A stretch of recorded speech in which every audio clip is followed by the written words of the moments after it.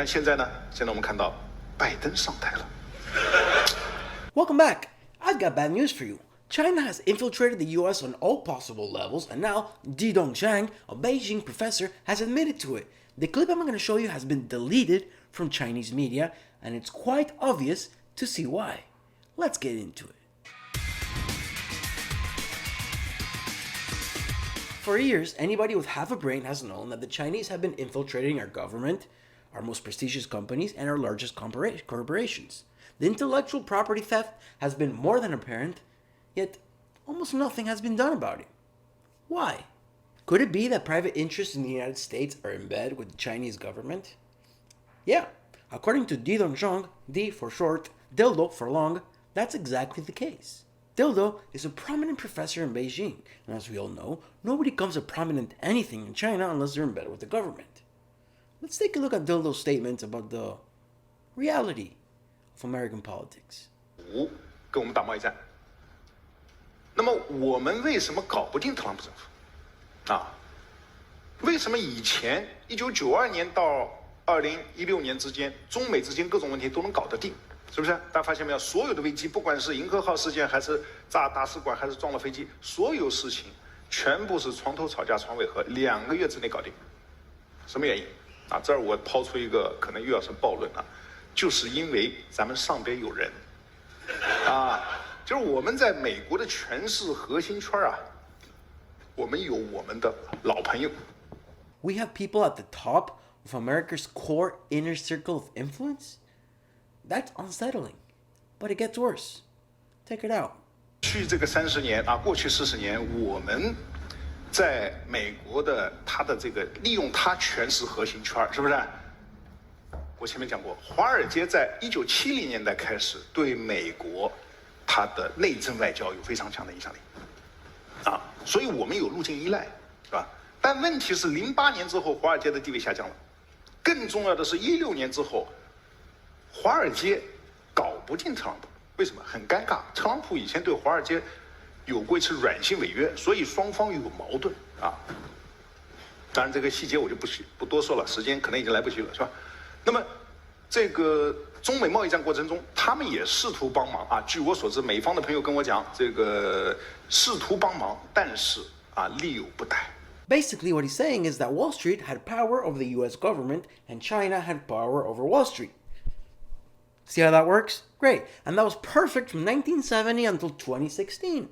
But what happened in 2016? The mean orange men came to power. The Chinese didn't like that. They couldn't play. Wall Street couldn't play. So what could they do? The elites and the establishment got together and got Trump out of office. Not my idea. That's what the dildo said. Check it out. 但现在我们看到拜登上台了。传统的精英，政治精英这个建制派，他们跟华尔街的关系是非常密切的。所以大家看到吧，拜登的儿子被特朗普说你在全球有什么基金公司，发现没有？谁帮他建的基金公司明白吗？这个都有买卖那么，所以这个时候Notice how they laughed at the prospect of a Biden presidency? When your primary opponent laughs at the president you elected, that's when you know you made the wrong decision. And then he mentioned the Hunter Biden story. Isn't it funny how the mainstream media never mentioned it? And if they did mention it, it was Russian disinformation. Big tech, Twitter and Facebook outright banned it or stopped the distribution of the disinformation story. It's like they had an interest in the public not seeing the story. Because if the public doesn't see the story, Biden gets elected. And if Biden gets elected, big money, Wall Street, and China all get to play. Bananas. But can we really blame them? As the NBA has shown us, American corporations can't resist the bucket loads of dirty slave labor, communist Chinese money. It's not their fault. They can't do it. But LeBron James wants you to know that Black Lives Matter because justice matters. And it's not just the elites at major banks or the political establishment. China has infiltrated our top universities, getting to our top professors. For example, Charles Lieber. Charles was the head of Harvard's chemistry and chemical biology department. According to federal investigators, a professor at a Chinese university approached Lieber in 2011, leading Lieber to travel to China to Wuhan's University of Technology, where he signed an agreement paying him $50,000 a month and $158,000 in living expenses.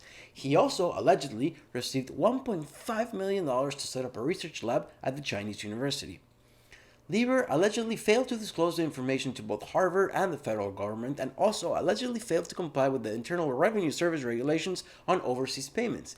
Lieber has pled not guilty to all charges and is free on a $1 million bond. Lieber is allegedly a very dirty man, and I don't believe any of his excuses. But the problem goes deeper than bankers, establishment politicians, and elite professors at elite universities. It goes down to regular people, like me, except that I'm not Chinese. What happens when Chinese Americans who have dual citizenship in America and China start doing things in the interest of China in disregard for the interest of America?